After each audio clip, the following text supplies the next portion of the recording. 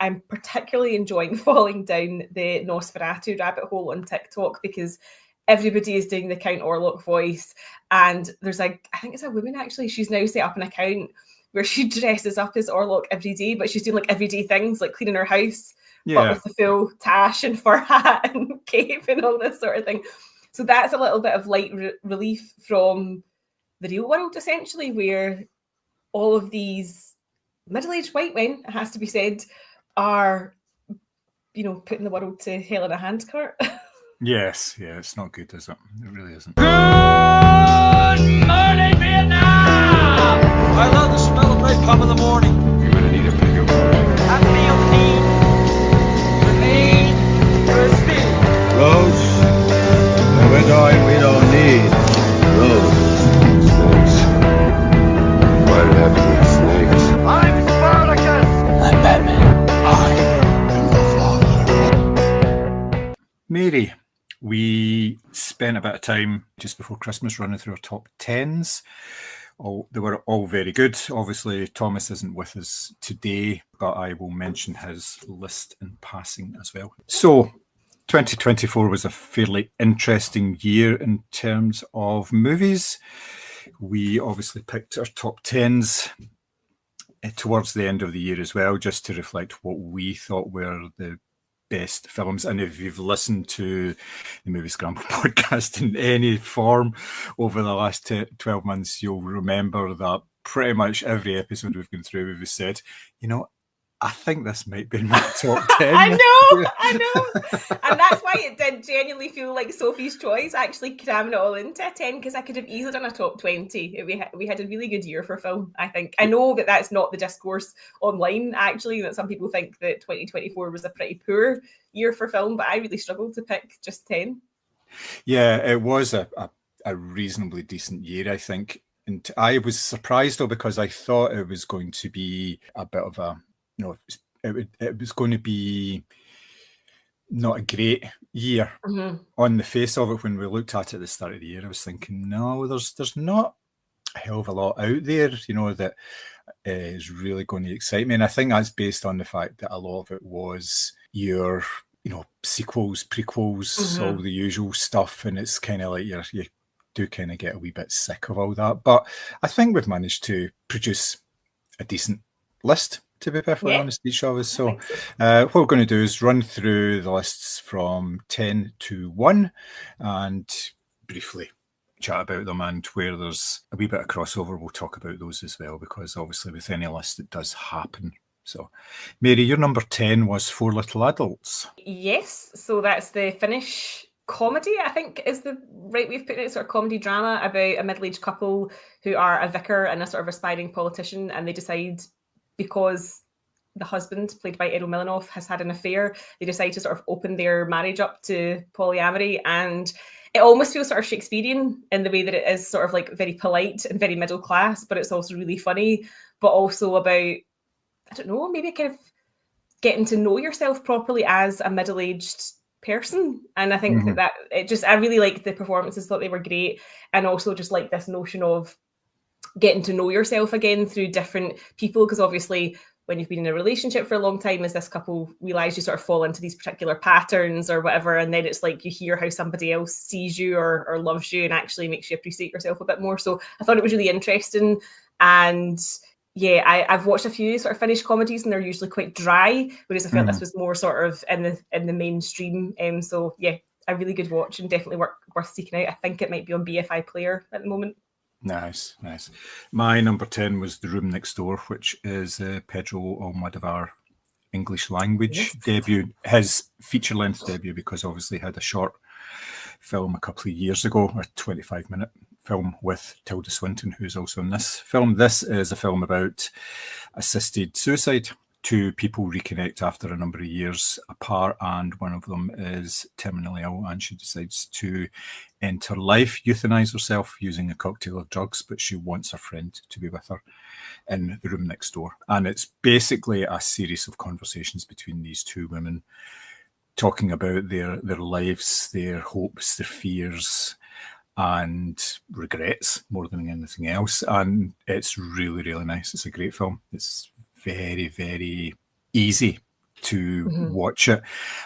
Very, very good performances, obviously, and yeah, and like America's never looked so beautiful because it's mostly shot in Madrid. Yeah. So, yeah. And of course, women at the heart of it again, because that's Exactly. Yes. obviously Well, yeah, that's his feature, isn't it? That's what he does. Yeah. He's done that since the very first films that he's done, and it's always.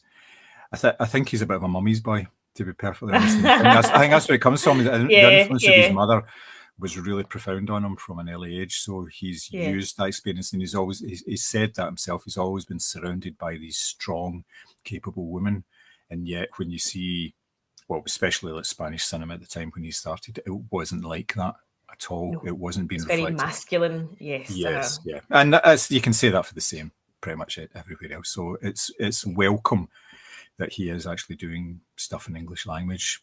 Whether he'll do it again, whether it was just an experiment, I don't know, but we'll see. Your number 9 was The Teacher. Yeah, so I saw this at Glasgow Film Festival where we had a lovely talk beforehand from Farah Nabilsi, who is the British-Palestinian director who made this film. So it is set in the West Bank of occupied Palestine, and the film centres around Sally Bakri's character, Basim, who is a teacher, obviously the titular character, at a school. And I think it's one of these films where it really struck home how awful and how frightening that situation can be. You know, we see it often enough through the eyes of the students in his class who, for example, come home to find their homes have been destroyed and they're given a fine for the privilege of having their house knocked down by a bulldozer. And I think that because it's actually shot in Palestine and obviously is about the genocide that's going on just now, it was really frightening to watch because it showed you how quickly certain situations can escalate. It showed you how unfair the justice system is, especially if you're a young Palestinian boy. You can get thrown in prison for absolutely no reason whatsoever.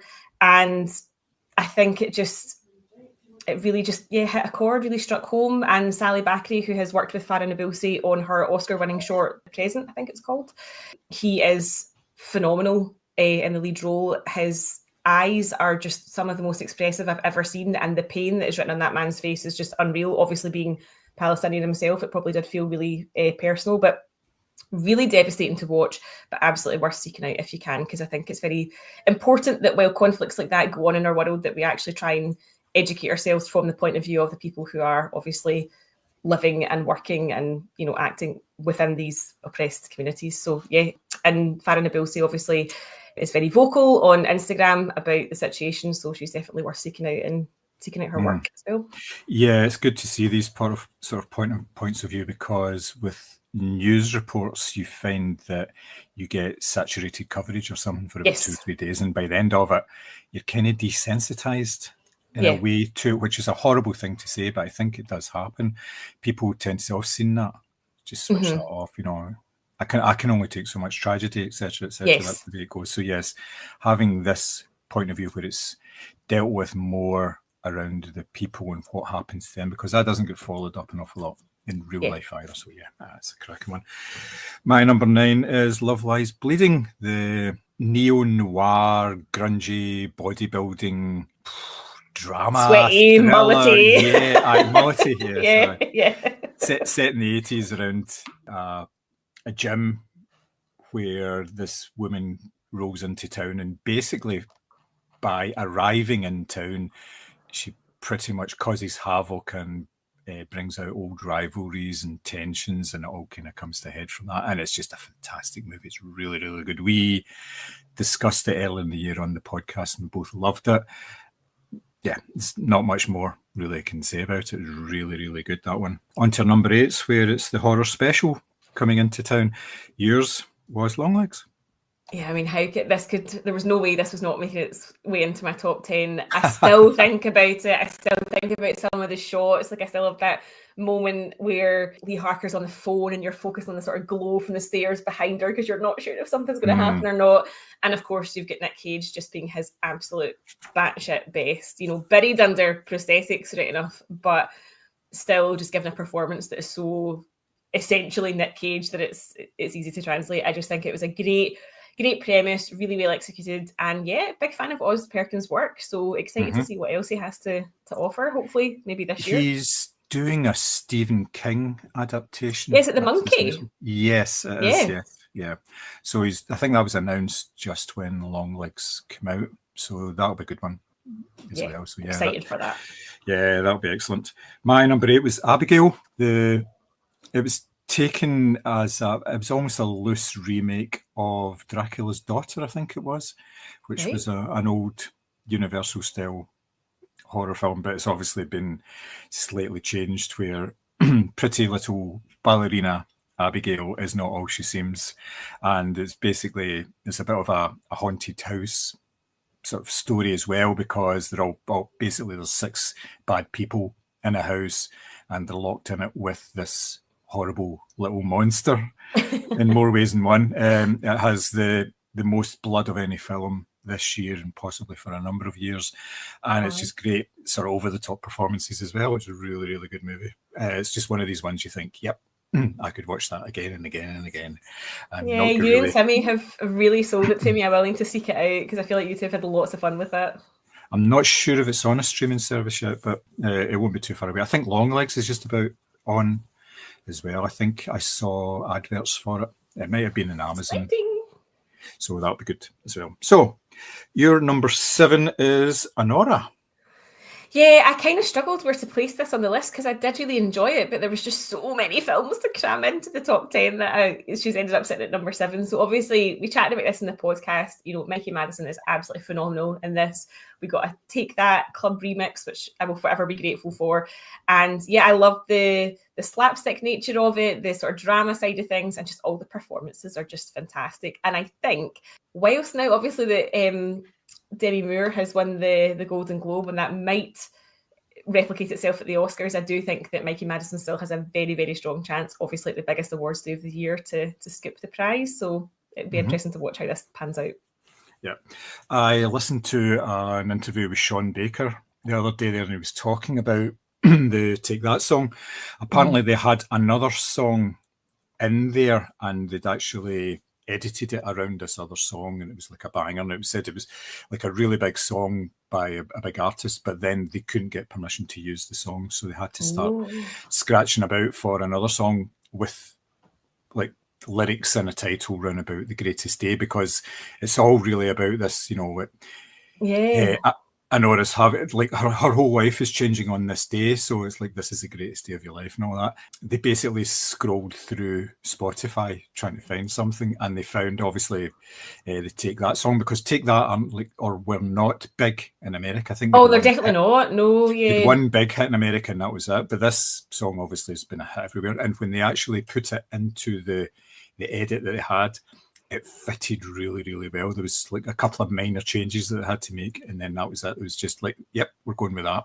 He said he was kind of sold on it on the second listen to the song. He said, yep, this is perfect. The lyrics are really good. It fits in. And the chorus actually comes in at a really, really important part for, I think it actually, you see Annie really for the first time during it, and it comes in at that moment. The chorus kind of like fires in and everything, and they said it was just it was almost like perfect. So it was really, really good, you know, as a second choice. So that was excellent. My number 7 is Conclave, which we have chatted about, and it's perfect mid-budget film where you've got men in dresses in rooms talking about who their favourite man in a dress is, basically. Yeah. So there's little more I can say about it because we have talked about it. It's just a fantastic movie where there's drama where you don't think there is going to be drama, when it's just men voting, and it's just all the intrigue around that. Loved that movie. Just thought it was absolutely good. But again, I could have put that higher. But I know with the stuff that was out there, you know, I went back and forward on my list trying to think of, you know, this could be here and all that. And eventually some ones I scrapped completely, and one of them we'll talk about later when we touch on Thomas's as well. So your number 6 is The First Omen. Ooh. Yeah. I didn't think that was going to be as high up the list as it was, but the more I thought about it, I loved the visuals. I love what it had to say about sort of bodily autonomy.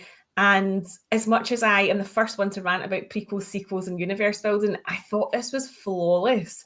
in the way that it fitted into the original The Omen film. And obviously we did our sort of back-to-back podcast to discuss the two of them, but I thought Neil Tiger Free as the sort of lead nun, Margaret, was excellent, and it was really genuinely scary. And I'll say this again, nuns are scary.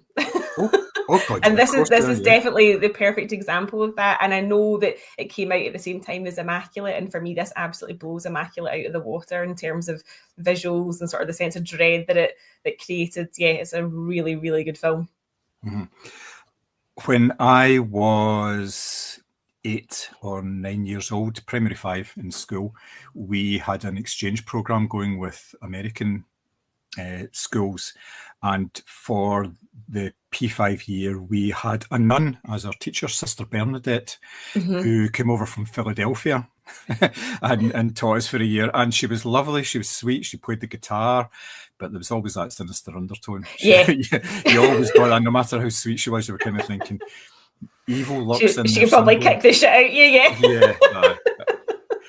Given the fact I was really small and I was only 9, there's probably a fair chance. But yes, nuns are scary. I can completely agree with that.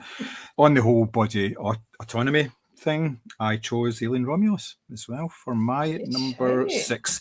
It's a brilliant movie. I was kind of worried because of the previous 2 Ridley Scott Alien films, which were okay, but they didn't really spark in the same way as the first couple of films. And this one is just fantastic. Fitted right in the middle between Alien and Aliens. It was dirty, it was grimy. Again, we talked about it on the pod. Yeah. We had quite a good discussion about it, saying how surprised we were, I think, more than anything else, that it was as good as it was. It wasn't perfect by all means. That probably reflects on the fact it's number 6, but it was such a good movie. And that now is coming to Disney. I think it is on, I think that's probably about the 16th of January. It's going to be on Disney Plus, which will give me an opportunity to watch it again.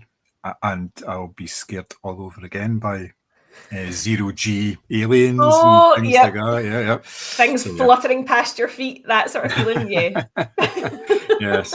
So your number 5 is The Zone of Interest, your first Nazi-themed film. Yeah, I know, super cheery. I went to see this. I was the only one in the cinema, actually, because it was part of a re-release in February of last year, where they were obviously showcasing films that were Oscar nominated, BAFTA nominated, all that sort of thing. So this is a film that I think has caused not a lot of controversy, but I think some people have maybe found it a bit of a marathon to get through because it's so mundane, and that is obviously the whole point. It's showing you the sort of domestic setup of Rudolf Hauss's house in Auschwitz, and it's just his family life. You know, he's playing in the garden with his kids, his wife and him are sort of bickering, she's got her mother and her friends over, and it is a film where you feel like you're maybe waiting for something to happen, because you know obviously that there's chimney smoke in the background or a train arriving or whatever, and nothing, you don't see any of that stuff. And that is obviously the point. The point is that there are people living their lives on the doorstep of a death factory and continuing as if nothing had happened.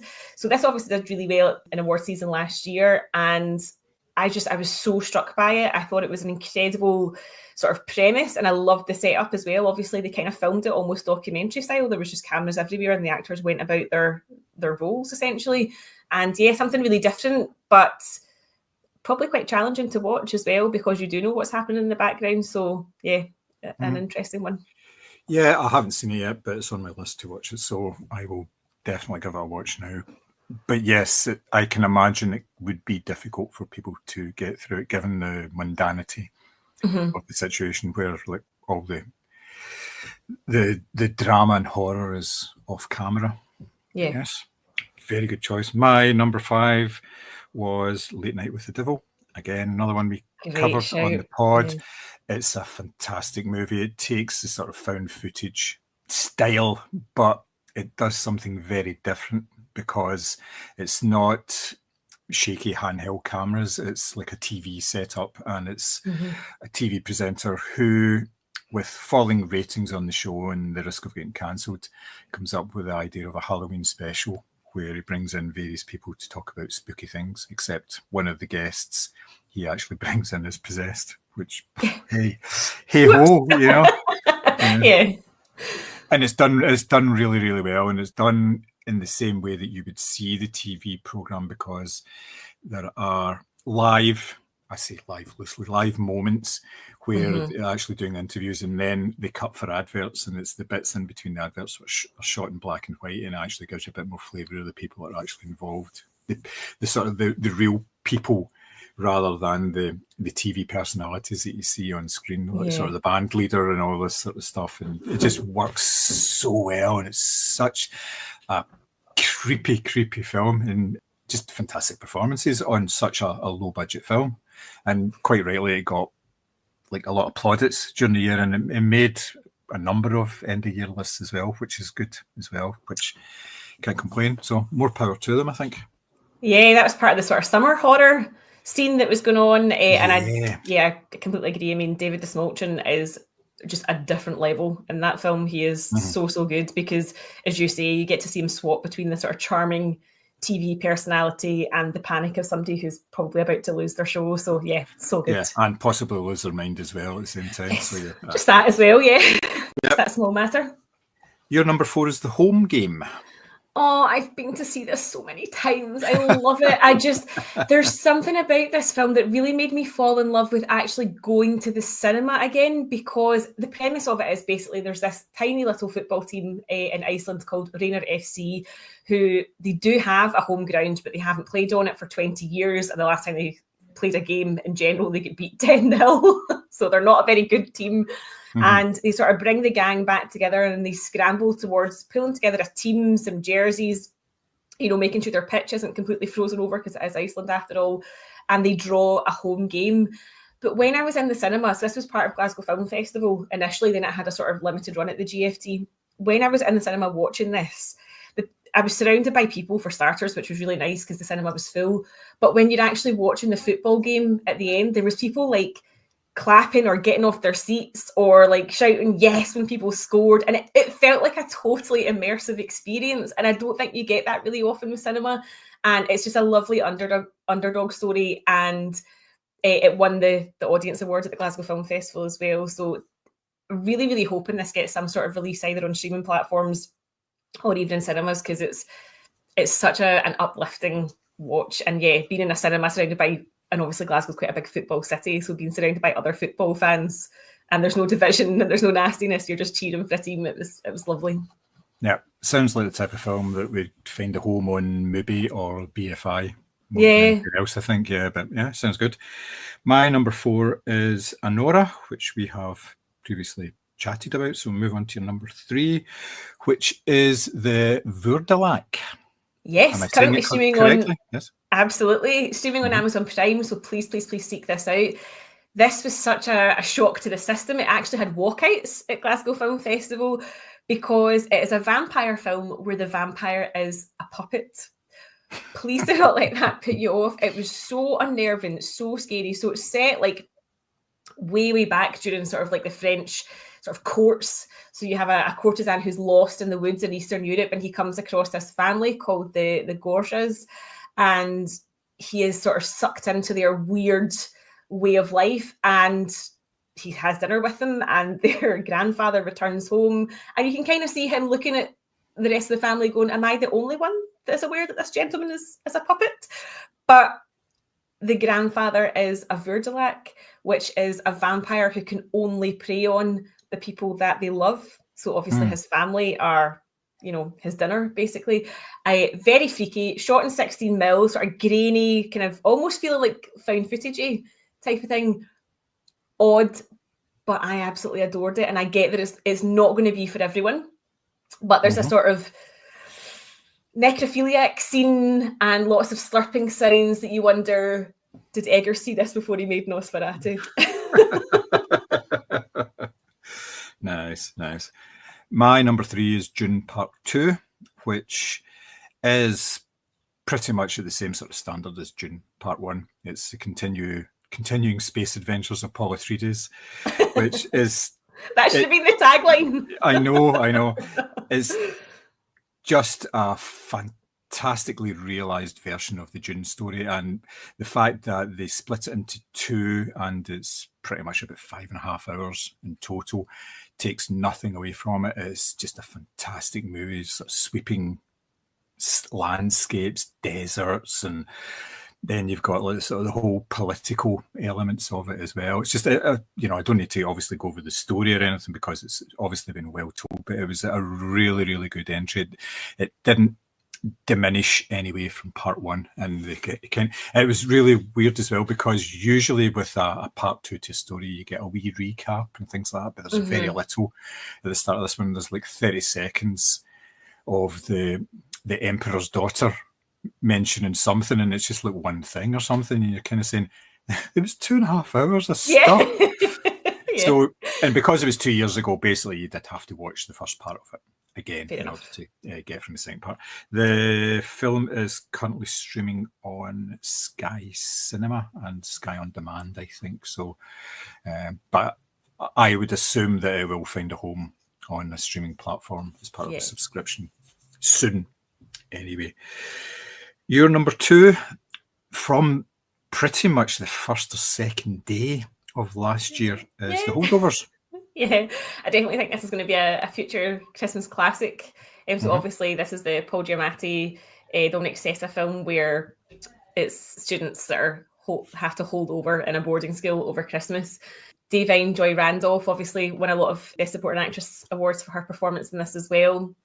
It's so touching and so sad, but so uplifting at the same time. I mean, Paul Giamatti is so hilarious in this. He seems like, he's so intelligent, and obviously he's a teacher that the boys don't really like because he's kind of pushing them to their limits, and his eyes are facing in various directions and all this sort of thing. He's kind of curmudgeonly, but I genuinely, one of the best lines in this film is that he tells someone that they are penis cancer in human form. And that's an insult that will always stick with me, but it's so sweet, and the score is beautiful as well. It's a sort of kind of folksy acoustic sort of vibe to it. And yeah, if you kind of want your heart broken but sort of a warm hug at the same time, this is definitely the film to watch. Yeah, it's a very good film. I don't know why I didn't consider it for my top 10. It's probably because it was so far back in the year. Yeah, for some reason I thought it'd actually come out at the tail end of last year, so I didn't consider it. But yeah, you're right. It's a fantastic movie, and I don't understand why it wasn't actually released in the run-up to Christmas rather than afterwards, because it was released before Christmas in the States. I think it was in the States, and so it's a kind of Nosferatu thing all over again, isn't it? They get it like quite significantly. I don't know if that makes Nosferatu a Christmas movie, just to be clear. It might be. Well, I don't want him coming down the chimney. They do have a Christmas tree up in it, so, Yeah, swings and roundabouts, yes. My number two is Heretic, which was my second favourite horror film of the year. Three-hander. Hugh Grant is an old man who wants to talk about two young Mormons about religion, and you think on the face of it, when you just think about it like that, you're thinking, well, it doesn't sound all that great, but it kind of grabs you right from the start because you get this unease about the whole situation as soon as they walk in the door. In fact, as soon as you see Hugh Grant with those big glasses, you're thinking, okay, they're Deirdre Barlow glasses, I think, more than anything else. From Absolutely. There's a 1970s reference for everybody. Deirdre Barlow was in Coronation Street, and she had these massive big glasses, which are kind of coming back into fashion a wee bit. They're trendy now, yeah. They are, yes, yeah. They don't suit everybody. I tried on a few pair of glasses when I was getting a new prescription, and the ones with bigger lenses, I was like, nah, you're all right. They just do not suit me at all. But anyway, back to the film. It's a fantastically creepy horror film where there is no obvious jump scares or anything like that for about the first hour, maybe, until they actually move into another room, and then you kind of get, whoa, things are kind of going south here a wee bit. But yeah, fantastic movie. Loved it. Yeah, that is a great pick. That's definitely one of those films where you're going, is that curtain moving? Is there something there? Because is that type of panic that is instilled in you from the offset. Yeah. And for number one, we had the same pick, which obviously great minds think alike and all that. We both chose The Substance. I mean, how could you not? I just think that Coralie Farja is such an interesting director with so much to say about, how women are treated in particular. Having recently rewatched Revenge as well, you do see this kind of hallmark of she's got a lot to say about women in cinema, and Demi Moore giving this phenomenal performance. So I'm really pleased that she's getting her flowers for this. And you've got obviously a brilliant supporting cast as well, but it's operatic, and it's really over the top, and it's noisy, and it's brash, and it's scary. It is scary. And I absolutely loved it. Yeah. That was an easy pick. That was always number one. It was just working out when everything else went, because it was so good. Yeah, exactly the same. Yeah, as soon as I saw the film, I thought it's going to take something to beat this in terms of spectacle for me this year, and nothing really came close.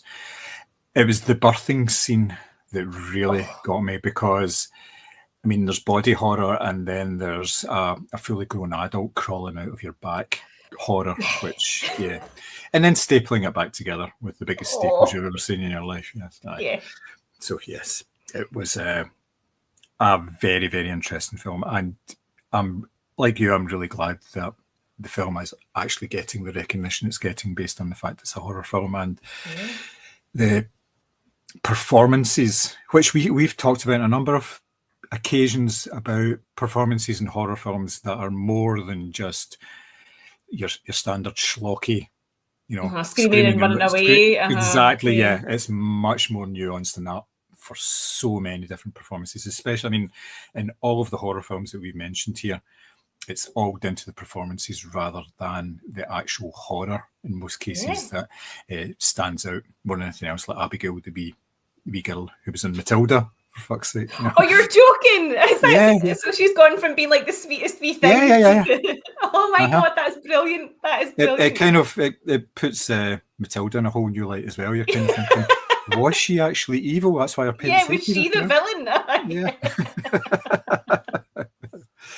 So, obviously, as I said, Thomas is not here, but his top 10 at number 10 was A Different Man, which I have not seen yet. It's more of a comedy than anything else. This is a Sebastian Stan film where he has a facial transformation to make him look normal, and then they do a film about a guy who's got the same sort of facial disfiguration that he has, and this guy becomes really popular and everything, and he's wondering why he did it. But yes, number 9 for him was Heretic, which we chatted about. Number 8 was Iron Claw. That would have made my top 10 had I seen it sooner, because I wept like a baby at that. Number 7 for him was The Substance, which we've talked about. He goes on about same body horror, Demi Moore, Dennis Quaid as well, which we hadn't mentioned. Number 6 was Speak No Evil, which was good film, definitely good film, and slightly different to the original as well.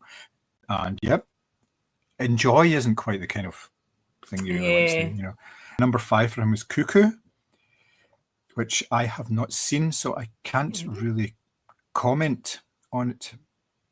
So, but like he says, it was one of these films that it didn't benefit from a strong marketing campaign, so a lot of people probably didn't see it. And then moving on, he obviously has to have one with a number in it, so it's Terrifier 3.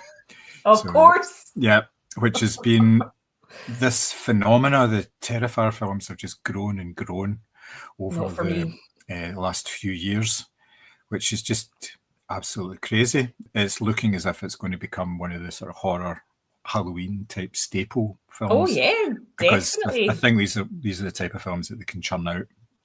And there's loads of memes and stuff like that. So even if you haven't seen the film, you've definitely seen like a meme or a TikTok or something like that with that clown. I cannot bring myself to watch those. I would literally evaporate out of fear. Oh yeah, definitely. Number 3 for him was Late Night with the Devil, which we have discussed. Number 2 was Abigail, which again discussed it. It's obviously very high in Thomas's list. And number 1 was Civil War, which again I had thought about for my top 10, but obviously there was just too many. I maybe had about 17 or 18 films, and that was one of the ones that was in consideration, but it just didn't make it. But again, cracking movie. Have you seen it? I've not seen it, but I think it's just come on to Prime, so I'm going to It make a has. point of watching it because I completely just missed it at the cinema just through timing, and it's something that I really wanted to see because the trailer of it, just the premise of it, I was like, oh, I think this is going to be really interesting. And obviously there was a kind of subsequent controversy surrounding it as well, so definitely I would like to check it out just to make my own mind up. Brilliant. So that's our top 10s for the year. As Mary said, it's a fairly mixed bag. There's very little in fact, there was probably more crossover between me and Thomas than Mary and Thomas, and even then he had maybe 5 or 6 picks that we didn't have as well. So I would say out of the 30 films, there's probably about 25 films there, which is quite amazing. It's impressive that we are able to have such a breadth of enjoyment of movies, and the fact that there's so many out there that we can class as being good during the year. Now, if you think any differently, if you think our lists are, well, shite more than anything else, please enlighten us. Tell us what you think with your top films of the year, and we shall circle back to it in a future episode and discuss it. But that would include getting a mailbag. So so please do get in touch with us. Obviously, just get in touch at the normal social channels. You know where to find us by now, hopefully, if you're a regular listener. But again, find us, just search for Moviescramble and look for the lovely M logo that Mary created for us, and leave what your thoughts are on it. You may have only if they're nice.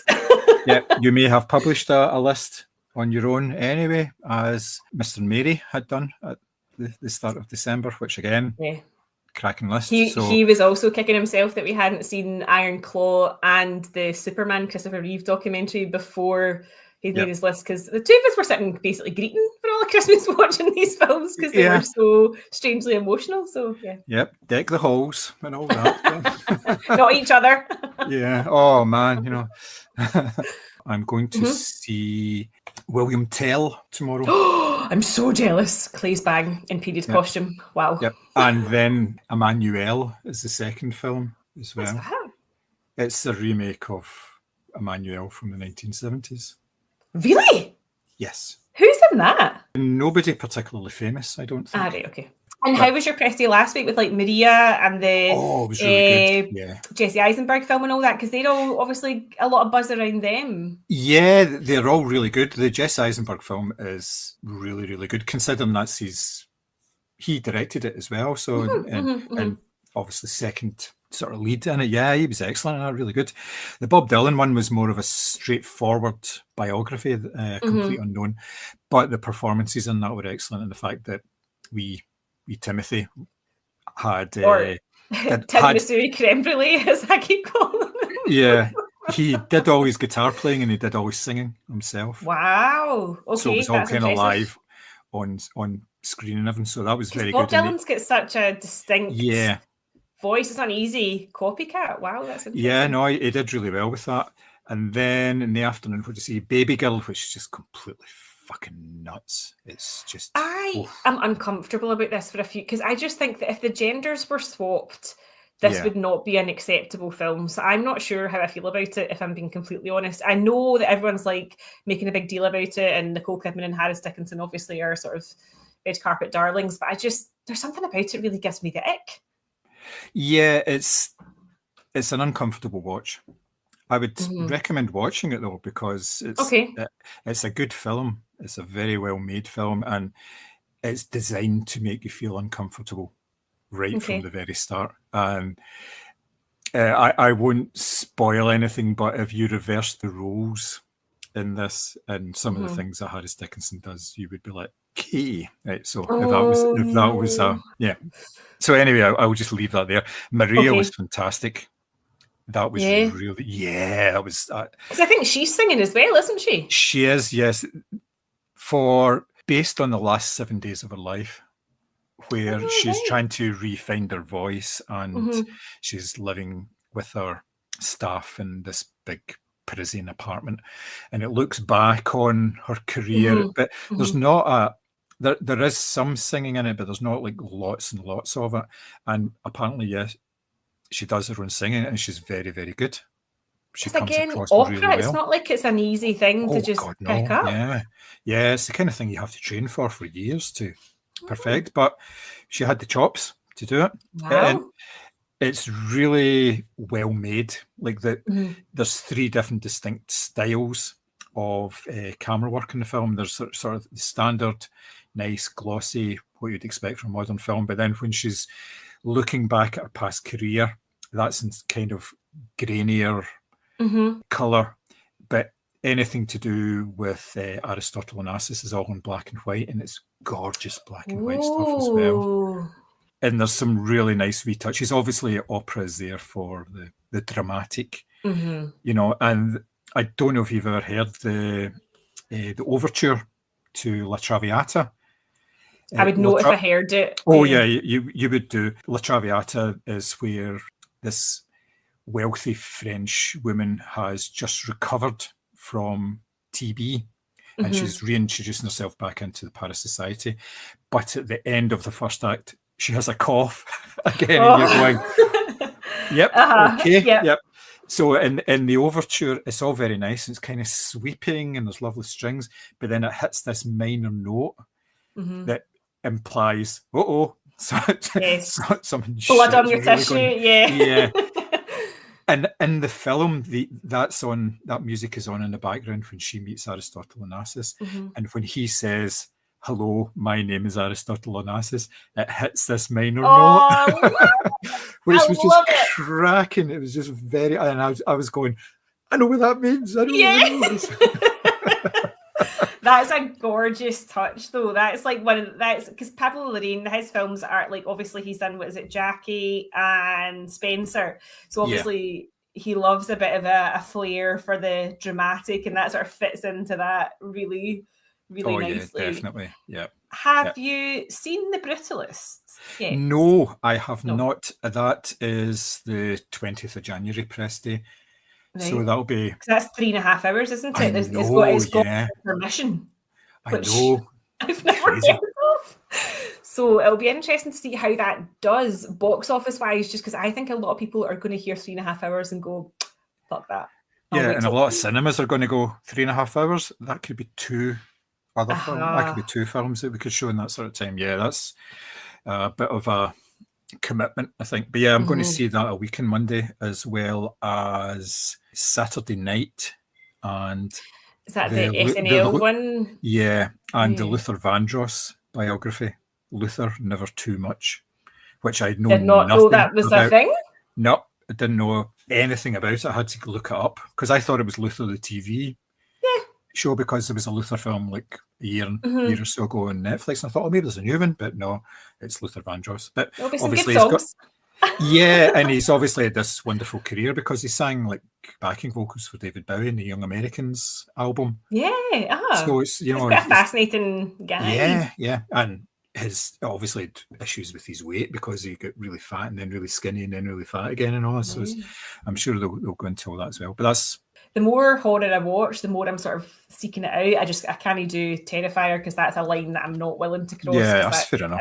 That would be me awake for months on end because I hate clowns as it is.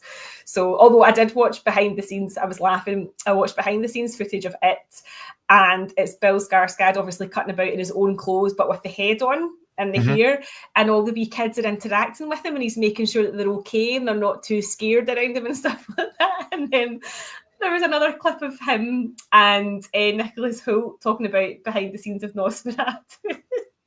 And Nicholas Hoult was worried he was getting dehydrated in his suit. And he's like, where's your hole? And I'll put some water in for you. And he's like, he's grumbling, trying to keep the voice going. He's like, where's your hole? And I was So yes, definitely worth falling down the rabbit hole and all the Nosferatu stuff, because I keep sending Chris things. Like, as I say, this woman dressed up as the Count, like sweeping her floors. I'm like, this. I don't know why it's so funny to me, but it just is. What about the butt plug? Have you come across that in your rabbit hole journeys yet? Oh yes, I mean, there was a big Q&A with Roger Eggers getting filmed somewhere. Where was it? It might have been London or something like that. And he talks about the butt plug, and Skarsgård's just sitting there like, that way you can just tell, please stop telling people about my bleeding anus. But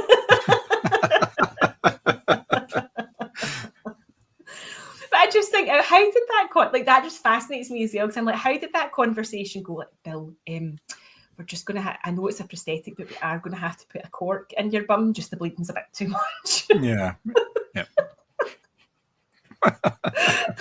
Yeah, and him just being like, okay, put it in me. Yeah, but who agreed to it in the first place? I know. And also why? I mean, obviously, I understand that's how a lot of blood spatter's done these days, is it is all rigs. Mhm. I wonder why they just tried to have him all bleeding, and then imagine just having the conversation going, is it too funny if his bum is bleeding? Should we do something about that? Are people going to laugh if they see that his anus is weeping? I mean, I think that scene has shocked so many people. Like, the reaction to that in particular is wild. Whereas I say, if you watch the Veur de Lac, you'll be like, you ain't seen nothing. Yeah. So, but yeah, let me know if you do get to see The Brutalist, because I'm intrigued to see if it's getting a lot of hype. But obviously, 3.5 hours is a big commitment. So just want to know before I go in. Yeah. How many toilet breaks I'm going to have to plan out. You know, there should be an article like what they did for The Irishman, when to plan your toilet breaks for The Brutalist. Yeah, it's going to be a tricky one for a lot of people. The interval will be most welcome, I think. Oh. But you know what, though, see, in a way, that's a good thing, because and we've both spoken about this, you know, folk on their phones or up and down to the toilet or rustling species. Actually, see if you know there's a break coming, maybe that might stop all of the disruptions. Hopefully, yeah. Aye, I would think so. Yeah. But you never know. Oh, no, you do not.